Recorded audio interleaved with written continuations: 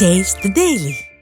மதுரை மாவட்டம் உசிலம்பட்டி அருகே அரசு விடுதியில் உணவருந்திய மாணவர்கள் வாந்தி வயிற்றுப்போக்கால் பாதிக்கப்பட்டனர். கல்லுப்பட்டியில் பிற்படுத்தப்பட்டோர் நலத்துறையின் கீழ் இயங்கும் அரசு மாணவர் விடுதியில் காலை உணவாக வழங்கப்பட்ட இட்லியை சாப்பிட்ட 15 மாணவர்களுக்கும் வாந்தி வயிற்றுப்போக்கு ஏற்பட்டது. இதையடுத்து அரசு விடுதியின் பெயரை இனி சமூக நீதி விடுதி என பெயர் மாற்றம் செய்வதாக அறிவித்ததை சுட்டிக்காட்டும் மாணவர்கள், ஸ்டாலின் பேரு வைப்பதில் தேடிய விளம்பரத்தை ஒழுங்காக சோறு வைத்து தேடியிருக்கலாம் என காட்டமாக விமர்சிக்கின்றனர். வேலூர் மாவட்டம் குடியாத்தம் அருகே நிலத்தகராறில் தம்பி மகனை மண்வெட்டியால் தாக்கி கொலை செய்த நபரை கைது செய்ய வலியுறுத்தி உறவினர்கள் சாலை மறியலில் ஈடுபட்டனர். தட்டாங்குட்டையைச் சேர்ந்த ரமேஷ் என்பவரது குடும்பத்திற்கும் அவரது பெரியப்பா விநாயகம் குடும்பத்திற்கும் இடையே நிலத்தகராறு இருந்து வந்துள்ளது. இந்நிலையில் ரமேஷ் தனது நிலத்தில் வேலை செய்து கொண்டிருந்த போது அவரை பெரியப்பா மண்வெட்டியால் அடித்து ரமேஷை கொலை செய்தார். இதனால் ஆத்திரமடைந்த ரமேஷின் உறவினர்கள் கொலை செய்த பெரியப்பாவை கைது செய்ய வலியுறுத்தி மறியலில் ஈடுபட்டனர். திறனற்ற திமுக ஆட்சியில் கொலை சம்பவங்கள் நடைபெறாத நாளே இல்லை என மக்கள் குற்றம் சாட்டியுள்ளனர். கன்னியாகுமரி மாவட்டம் நாகர்கோவிலில் நியாய விலை கடையில் சுகாதாரமற்ற முறையில் அரிசி வழங்கும் விடிய அரசிற்கு கடும் கண்டனம் எழுந்துள்ளது.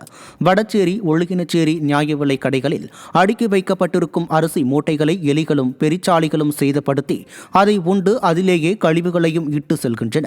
அசுத்தம் நிறைந்த அந்த அரிசியைத்தான் மக்களுக்கும் வழங்கப்படுகிறது. இந்நிலையில் ரேஷன் கடையில் உள்ள எலிகளை பிடிக்க பாம்புகளும் வருவதால் உயிர் பயத்தோடு பணியாற்றுவதாக கடை ஊழியர்கள் வேதனை தெரிவித்தனர். இதுகுறித்து பலமுறை புகார் அளித்தும் விடிய அரசு நடவடிக்கை எடுக்கவில்லை என மக்கள் குற்றம் சாட்டுகின்றனர். சுகாதாரம் இல்லை, அரிசி போக இந்த இடங்களில் பள்ளம் அதிகமாக இருக்கனால நீங்கள் அந்த இதில் பார்த்தா தெரியும், அவ்வளோ பாம்பு வர அளவுக்கு அந்த ஊழியர் சொல்கிறாரு, பயமாக இருக்குங்க, பாம்பு வருது சாயங்காலம் ஆனால் அப்படின்னு. அந்த அளவுக்கு சுகாதாரம் இல்லாமல் அந்த இடம் சுற்றி அதை சரி பண்ணி அந்த கட்டடத்தை சரி பண்ணி கொடுக்குறாங்க. எங்கள் எம்எல்ஏ கேட்டிருக்காங்க, எம்பி கேட்டு எங்கெல்லாமோ கேட்டிருக்காங்க, இது வரைக்கும் எந்த நடவடிக்கையும் எடுக்கலை. தமிழகம் முழுக்கவே ரேஷன் கடை இப்படி தான் இருக்குது. தூத்துக்குடி மாவட்டம் திருச்செந்தூர் அருகே 10 நாட்களுக்கு மேலாக குடிநீர் வழங்காத திறனற்ற திமுக அரசை கண்டித்து கிராம மக்கள் தர்ணா போராட்டத்தில் ஈடுபட்டனர். அடைக்கலாபுரம் கிராமத்தில் சுமார் 10 நாட்களுக்கும் மேலாக குடிநீர் விநியோகம் செய்யப்படவில்லை எனவும் அடிப்படை தேவைகளுக்கு கூட குடிநீர் இல்லை எனவும் அப்பகுதி மக்கள் குற்றம் சாட்டினர். இதுகுறித்து பல முறை புகார் அளித்தும் அதிகாரிகள் நடவடிக்கை எடுக்காததால் ஆத்திரமடைந்த பொதுமக்கள் காலி குடங்களுடன் தர்ணா போராட்டத்தில் ஈடுபட்டனர். திறனற்ற திமுக அரசால் குடிநீரை கூட முறையாக தர முடியவில்லை என பொதுமக்கள் குற்றம் சாட்டினர். சுமார் 10-15 நாட்களாக அந்த ஊரில் குடிப்பதற்கு தண்ணி இல்லை. பக்கத்தில் இருக்கிற அந்த ஓவர் டேங்க் சுத்தம் செய்து சுமார் 3 வருடம் ஆகிறது.